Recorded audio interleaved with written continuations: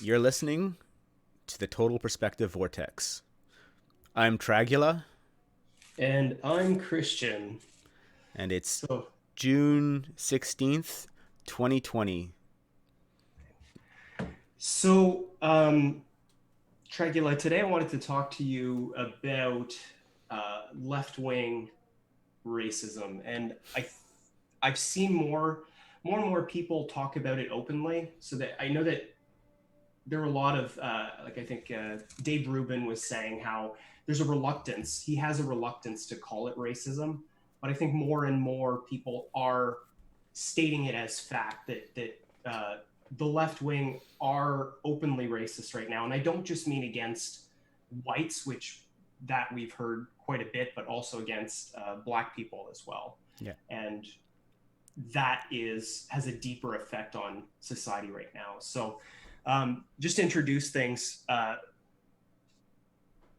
there was a letter written by a UC Berkeley professor. As far as I understand, when you read the article, it's like the history department, um, and whether or not it's really a UC Berkeley professor seems to be kind of debated. But as far as I can tell, it does seem legitimate. And I guess we'll post a link in the show notes below the episode. But I wanted to get your thoughts on it. And there's two paragraphs in particular. So I recommend everyone read it. But there's two paragraphs in particular that just they kick you in the pants. That they're just so well written and very poignant. So, link in the description. You gonna make me do Link that? it.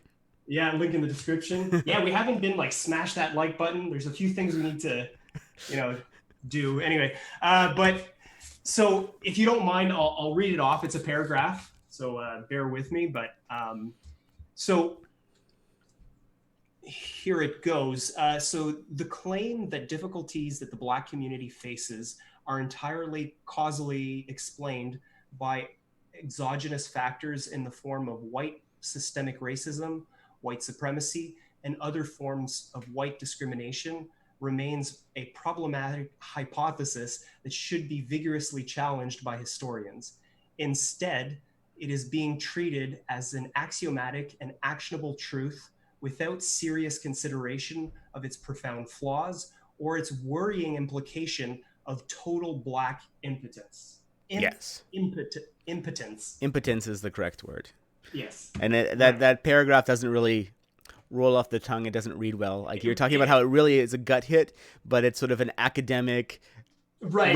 reading gut hit. Wait, it doesn't really translate well into like good rhetoric. Yeah, But so no, it really doesn't. It's punchy in my head, but yeah, as yeah, I'm saying it out loud, anyway, like you're saying, it's very it's like it's academic, an O snap for academics. right?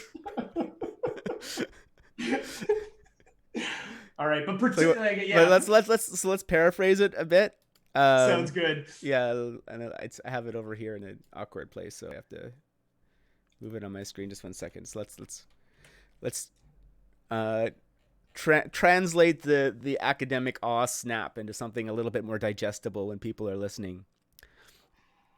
So that there is a claim that systemic racism is caused is a purely exogenic phenomenon. So it's caused externally by white supremacy. So there's no agency on black people for this, Right, right? So the black people are the victims of systemic racism, which is caused by white supremacy. So the future of black people is completely determined by white people. So there's this claim, and they say it's considered um, uh, an axiomatic fact. So it's like it's not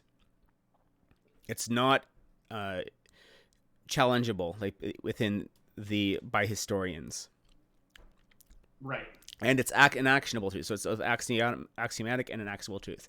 So the idea here is that's trying to be bundled all in here, that the idea of systemic racism puts all the power in the hands of white people for determining the fate of black people. Right. And And leaves and this and leaves claim, people, black people, to be, it leaves them in an impotent state. There's nothing they can do about it until yeah, white people do something about it, right? yeah, the impetus state. So yeah, so they don't talk, and then he says like this theory has profound flaws that we can't explore, and also there's an implication that black people are not responsible; they're impotent. All the power is in the hands of white people for determining the fate of black people, Right. right? And that is a, that in itself is a troubling thing to consider when you really think about it. That like it's not a position anyone would want to be in. Right. Or presumably, at least I wouldn't. That my fate is entirely in the control of someone else. Like Right. how am I not a slave if that is true? So you could actually make the argument here that within this worldview of white systemic racism, there is an underlying perception that black people are still the slaves of white people. Right. Built into this kind of Yes, way of thinking. because white people are the one who are responsible for the fates of black people. Black people Right. are not self-determined; they're exogenously determined, is what the way that they described it. So and to like to I and already know what I think about the idea of systemic racism. That it's an intentional evolution, um, es- elevation of the problem to a space where it can never be dealt with. Right. Right. So There's no end goal. Right. There's no end it's state. it's not that there's no end goal. We'll talk about the importance of goals in a second, but it's what's critical about it is it's like the axiomatic truth. That's and axiomatic truths aren't things that can be challenged or changed. They're making it into they're making racism into a platonic ideal that's just a truth about the world, Right. right? It's like the fact like a circle is is equal, every point of a circle is equidistant from the center of the circle. Like it's sort of something like that. Like Right. a square has four equal sides. So it's like those are like along the lines of axiomatic truths. I know that there's some philosophy nerds who are gonna go, well, actually, on that one, but um, what I'm going at here is that's where they're escalating racism to. It's not a problem that will ever be able to be addressed. That by the way they define it, and it's baked into the idea if you start tearing it apart, and you don't even have to dig that deeply. So why are they? So I just to go back because I don't expect everyone to listen to all our podcasts. I define racism as just one form of tribalism, Right. comparable to nationalism as another form of tribalism, classism is another form of tribalism, unions are a form of tribalism, gangs like street gangs are as a form of tribalism. Tribalism is an unavoidable part of the human condition.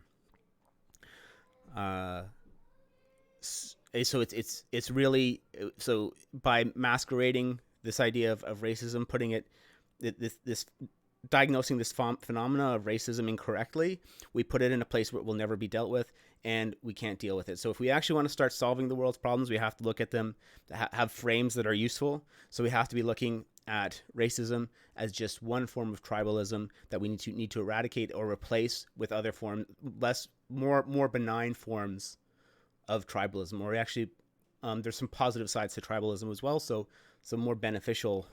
Um, let's use the term well-aligned forms of tribalism. Okay. Okay, so, um, but yeah, so I agree with this statement. I wouldn't couch it in this kind of language.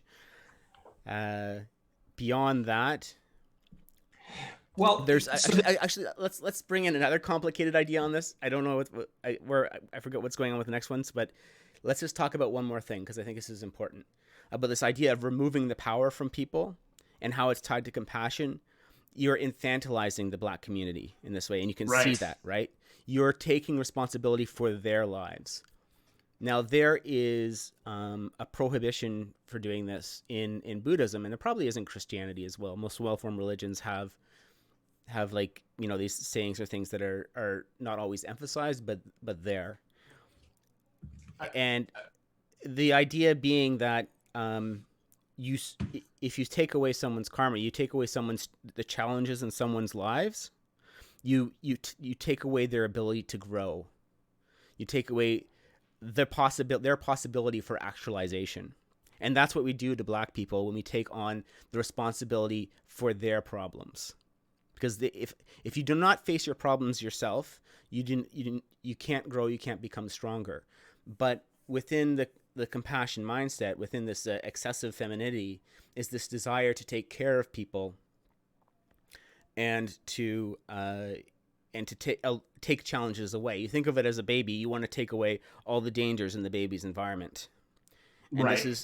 this is where like this balance of where masculinity is so critical in the development of children is because we women want to make sure the babies survive. Feminine aspect wants to make sure the babies survive, so they want to make the world safe. The masculine Right. aspect, the well-aligned masculine aspect, wants to prepare their children for the world. So they actually want to introduce challenges Right. into the environment that are Well, it that scale up with the child, so the child is always challenged. well, there's I have this kind of a moment of pride. This is a little bit of like a little bit of bragging on my part, but to that point, um, I've taught two children how to walk, which is very weird because so they were in very kind of feminine relationships. The man was there, but say maybe less traditionally masculine. And one case in particular, the boy was so ready for it. He just needed to be challenged a little bit, and so I went 3 feet away, and I'm like, okay, come on, walk over, and they did it. So I've seen that in my personal life, and how the disastrous effects of kind of keeping people away. So like those children might not have walked for another few months, another 4 months. Mm-hmm. So that seems relatively benign, and that's not too bad. But then extrapolate that out to something like socially. Now you keep doing that because of a race or something, and the disastrous effects that can compound there. Yeah, Um, yeah, yeah, and that's exactly it. What I want to emphasize here is one that we're taking that baked into this phenomena they're seeing, this idea of systemic racism, is the idea that black people are still slaves because they're completely under their destinies are completely controlled by white people. It's also baked into it is that systemic racism becomes an axiomatic truth that is intentionally by these race grifters is elevated to a status where it can never properly be dealt with. When it actually is a manageable problem, it is one form of tribalism. right. So let's move Well, on to this second quote, unless well, you have something more to add on that. yeah. So actually, yeah. Let's move on to the next quote. People are not incarcerated at higher rates than their involvement in violent crime would predict. This fact has been demonstrated multiple times across multiple jurisdictions in multiple countries. And yet, I see my department uncritically reproducing a narrative that diminishes Black agency in favor of a white centric explanation that appeals to the department's apparent desire to shoulder the quote, white man's burden and to promote a narrative of white guilt. So, what I love about this quote, but this part of the article is a the white centric explanation. And right, so for me, what I'm seeing there is it's it's more about making the problem say that's say in the black community, taking that, and white people taking that, owning that, and as a form of self-congratulation Yeah, rather it's than actually going after the problem. It's like they're doing something about it in their own way by like shouldering that burden, but it has nothing. I don't want to say it has nothing to do with them, but they're taking it and making it theirs. So it's like yes. they're almost extracting. They take a problem that's over here in the black community and making it their problem, Okay. while totally avoiding the actual problem itself. So I want to know your thoughts on All that. right. So let's I and that's a good explanation, but I'm going to go do the academia to rhetoric translation again of this quote because it That's is probably a again good it's idea. really hard to follow, and I didn't prep it for the screen. So um, black people are not incarcerated at higher rates than their involvement in violent crime would predict. Yes. So this is a very important fact that keeps on putting over. If you look at the statistics and uh, you normalize or you take into account the actual involvement of different racial groups in violent crimes, you'll see that it matches how much black people are incarcerated and how much contact they come in with to police. And Right. there's been multiple studies on this, so they're just establishing this point as a fact in the world that is constantly ignored or just outright lied about in a lot of these papers and Black Lives Matters propaganda. And yet, I see in my department uncritical reproduction of a narrative that diminishes black agency in favor of a white-centric explanation that appeals to the department's apparent desire to shoulder the white man's burden and to promote a narrative of white guilt. Okay, so there's two terms there that we'll define briefly because not everyone's knows what they mean. So a white man's burden is the idea from the 19th century and from colonial times that it was the responsibility of white people to civilize um, the black community, right? Or well to colonize and then civilize black people, right? And it's this intrinsically in it is this idea of superiority and that the culture should be spread, but also that it's the white people have this divine right to take care of the other races, uh, and then the white centric explanation appears to oh yes, so the white centric explanation no that was white guilt. So the white guilt narrative. Maybe you could talk a bit about white guilt, I uh, don't I don't I don't Christian. have any of You don't have any white guilt. that. Okay, but I don't have white any. guilt is the idea being that people are guilty about being white or I'm making my air quotes privilege of being white. Uh, so it's sort of saying that baked in the idea of white guilt is that it's better to be white and we should feel guilty about being white because not everyone gets to be white. That's white guilt. Uh, but the key thing here that they're pointing at is that there is this uh, white centric or the responsibility is brought onto the white people within his department. So he's talking about his academic department. That the whites in the academic department feel this responsibility to promote black people like it's some sort of disability or something to be black. Yes, and Right. you're keying in on this sort of narcissism, and actually, I want to talk about this, and I think we're probably going to do a whole episode on this in some time, but it's this weaponization of Christianity is what we're seeing here, Okay. and I I didn't don't know think, where you're going with this. yeah, I didn't think you would. Chris, I think I'd surprise you with this one, I don't know. Christian. I don't know if I like this. Go But on. here, no, let's actually talk. Let's take it back a little bit and talk about like the role the Quakers uh, played in the abolition of slavery in the world, Right. right? So uh, the British Empire is uniquely responsible for being the first civilization in the world to end slavery, to make slavery a categorical evil, which we all sort of accept now, right? So Right. before that, it was slavery was not a categorical moral wrong. It wasn't a wrong in and of itself. Right.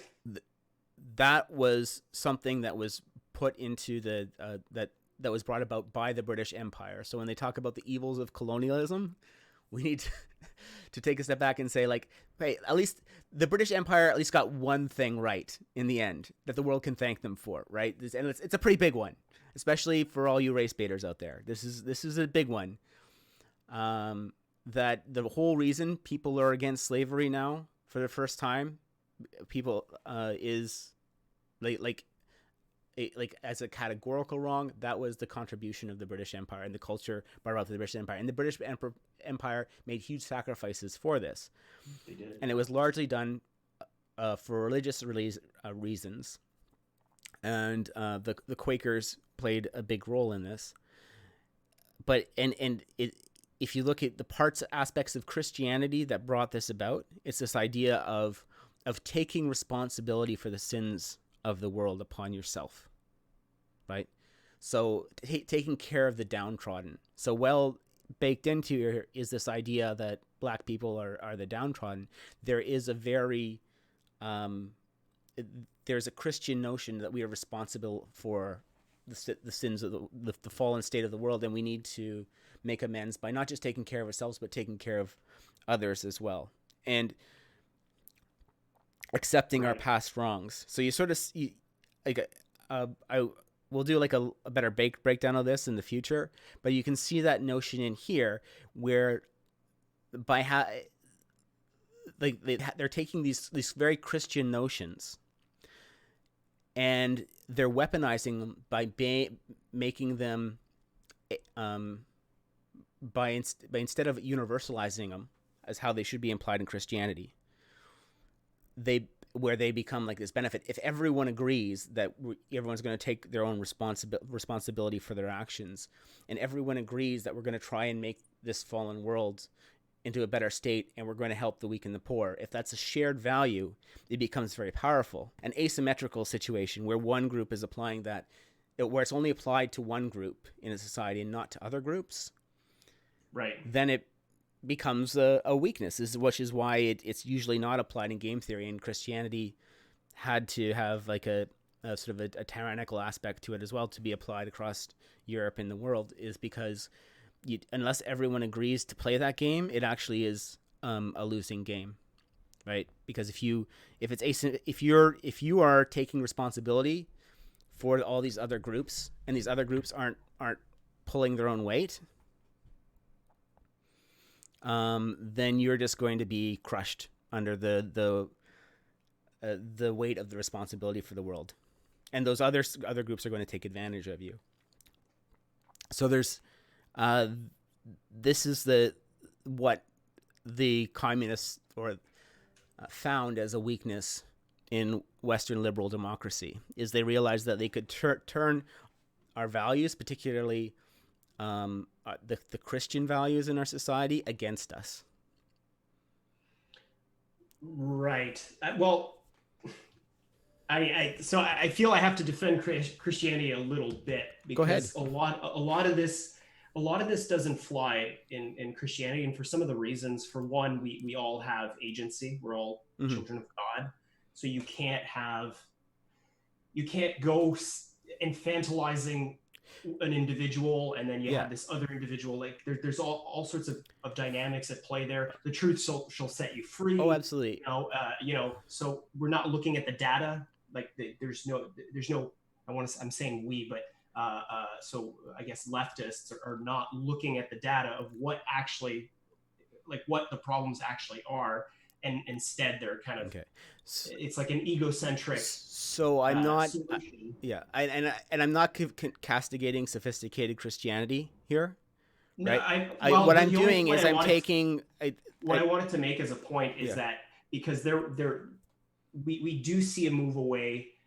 So there was movements to try to like if you look at Saul Alinsky types, and there was a deliberate attempt to infiltrate the church and start messing around with the concepts. So you do see I would argue that what we're seeing today is more of a combination of Christian thought, which you've identified, but it's mixed in with a kind of either new age or postmodern kind of The spin. postmodern is the key, and I'm not, and that's the whole point. Is I'm saying that it's been twisted Twisted, and right? that's why I said weaponized Christianity. It's not Christianity in its proper form. It's been Right. turned into a weapon to undermine Western civilization, right? So they've taken some of the best parts of Christianity, this like the idea of original sin and like the fallen world, and and taken the caveats that keep those concepts controlled and properly aligned out, so they can then be exploited to do harm to the Right. civilization. Whereas when they're, the underlying notion is good and productive when properly aligned, but they twist the message and pull out the stops. You could think of it as um, like the weaponization of a foundational force or an institutional force. So they the postmodernists have weaponized Christianity in the same way as ISIS terrorists could weaponize a nuclear power plant, right? So Right. Okay. they Fair take out the enough. fail safes, you take out the stops, you take this complex system and you turn it into a bomb, a weapon. And they've done the same thing to society, where they like they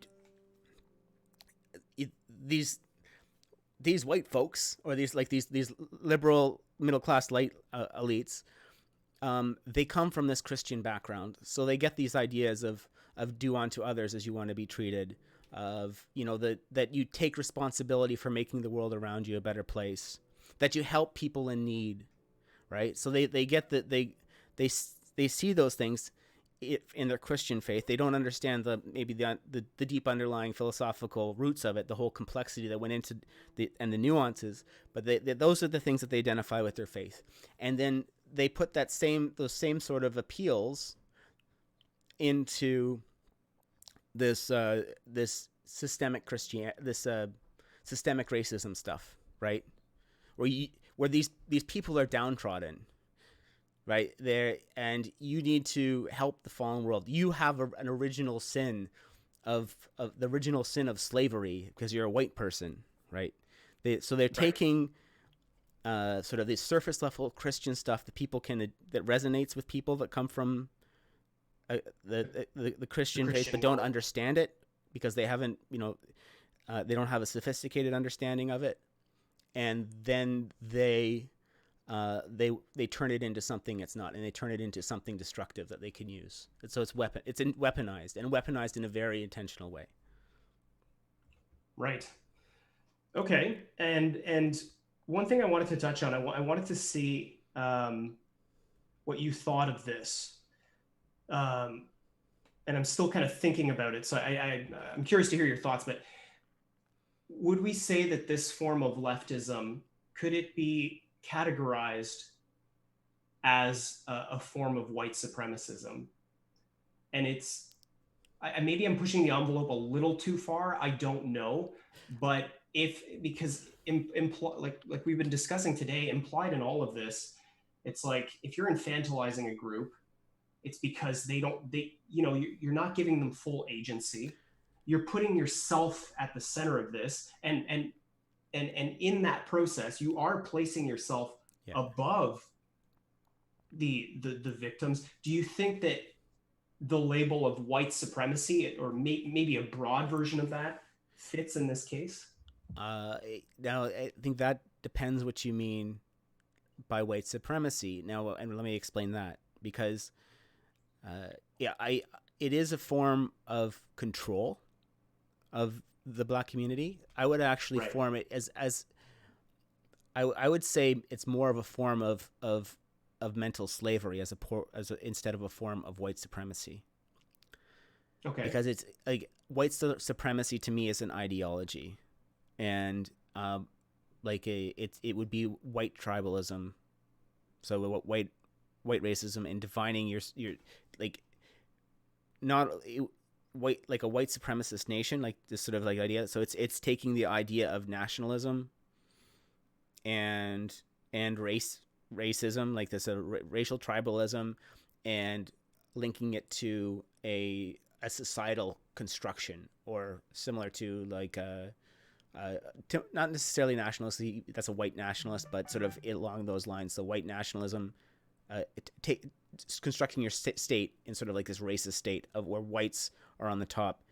But it would have to be like this explicit notion, at least in my mind.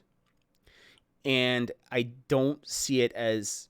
I mean, I can see the argument for that, like what you're sort of saying, that it's secret white supremacy. But I think more accurate to say it, it's a stealth, or a stealth form of black slavery is what it actually is. So And then, because it's not the elites don't define themselves by race. They define themselves as a technocratic elite, or a like they're an oligarchy of that. They're more concerned with power than actual ethnicity, and they're using it as a weapon. So I would say I don't think it's a form of white supremacy. I can see how you can make that argument. It's more, it would be more accurately defined the by the inverse of saying like it's a it has implicitly a black inferiority baked into it, or it's a system of control. So it's an attempt at black slavery, a continuation of slavery along racial lines. so I like what you said there. It has, sorry, you want to repeat that? Black, it has black inferiority baked into it. I think Black that's what you said. inferiority baked into it.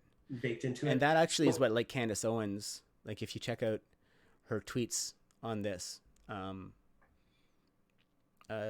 was pointing out. So, she, and this is what sort of has upset her about this whole issue, is first like the martyrization of George Floyd, but also this idea, like she's pointed out that it's a system of control, right? It's like a way of keeping people down. And I'm gonna bring in another new idea here, even though we're pretty far into the podcast. But it's important for a civilization, to pay attention to who we, who you admire, who are the heroes, who do you aim for. right, And this is something like Candace has been upset about this idea of like this hero lionizing George Floyd, because he just in the last 10 years, like in 2011 or something, he was holding the gun to the belly of a pregnant black woman, right, to rob right, her house, where she had nothing in the house. Like, she just had her cell phone, she had no money, she had no drugs.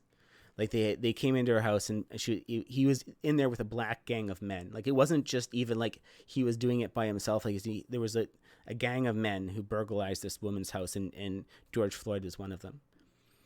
And they're right, saying how he just got out of prison 4 or 5 years ago, and he died with meth and fentanyl in his system. Like, these are not earmarks of someone who's really turning their life around, or at least right. someone who's having a lapse.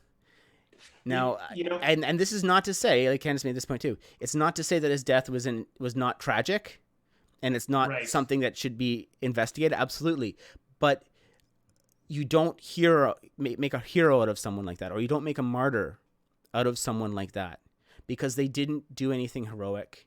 We build monuments for people who achieve monumental things, right, right? And a well-aligned culture does that because it's about accomplishments. And this is what they're doing to the black community, is not making them aspire to be um, people who do monumental things, people who are heroes who achieve things. They're instead making them lionize victims, right?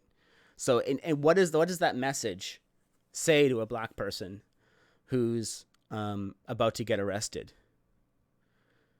Right, like it becomes the opportunity to martyr themselves, like in Islam, right? Like, there is an opportunity for you to get several state funerals now. There's an opportunity for you may have not accomplished anything in your life, but if a cop you end up getting killed by a cop in an arrest sequence, tragically, I don't while resisting arrest, then Nancy Pelosi will give you the flag, your brother the flag, or your mother the U.S. flag, like you're a soldier returning from battle, right? So they're Right. taking these civilization markers, and like, it's not an accident that they're tearing down the monuments of people and saying Thomas Jefferson, because he owned slaves, isn't worthy of praise for writing the Declaration, being the primary author of the Declaration of Independence, right? Like, here's a man who's quintessential, important in the foundation of the United States. He's There's monuments to Thomas Jefferson because he achieved monumental things. But Right. Right. where they're painting George Floyd's, they're making monuments and shrines to George Floyd, and this media is encouraging this, not because he did monumental things, but because of the way he died.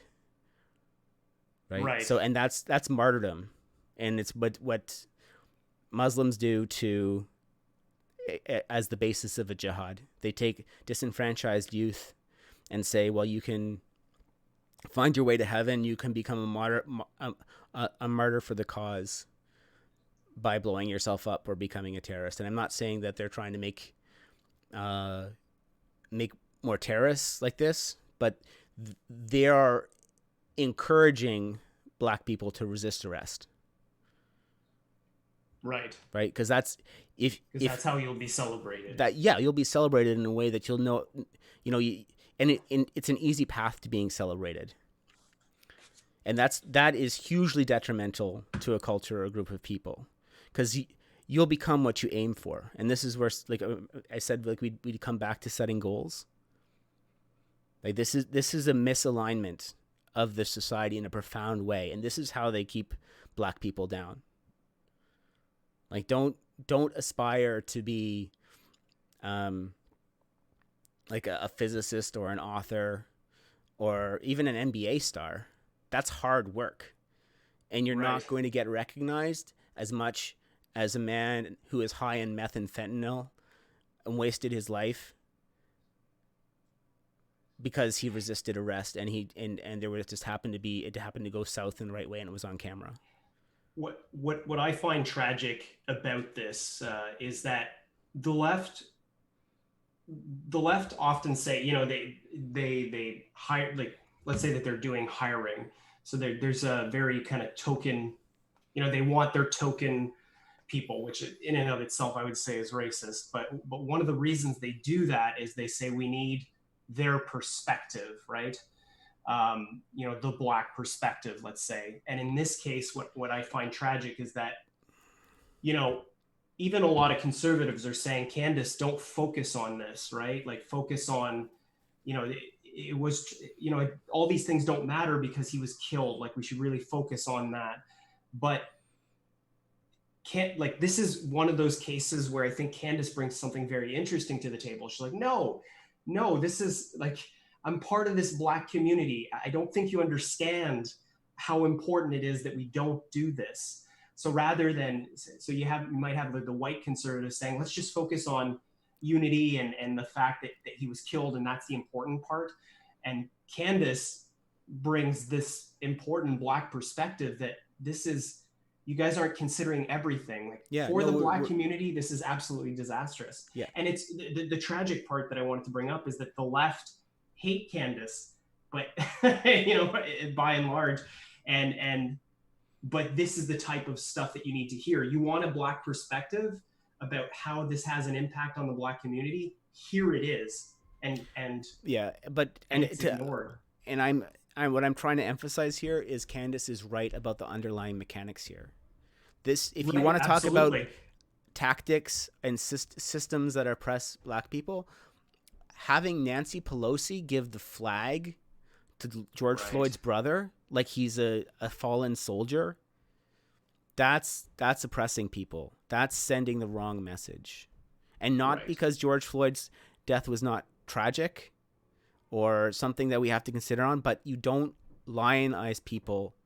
You don't make heroes out of people who do not do heroic things. You don't create monuments to people who have not achieved monumental things, because then you misalign your society. You set the weights wrong, the goals wrong, and you guarantee that people will not achieve monumental things, and you will not develop heroes within your community, because those things are difficult. Those things require sacrifice. Right. Getting high on meth and fentanyl and resisting arrest does not require sacrifice. Right. So That's the result of an opportunity that comes up because of a wasted life. And if you make martyrs out of people like that, then those people of that community will achieve nothing. I think this is a good place to end that. Okay. All Well, right. thanks for listening, guys. Thanks for your time, Christian. You bet. Okay, take And care. this was the Total Perspective Vortex.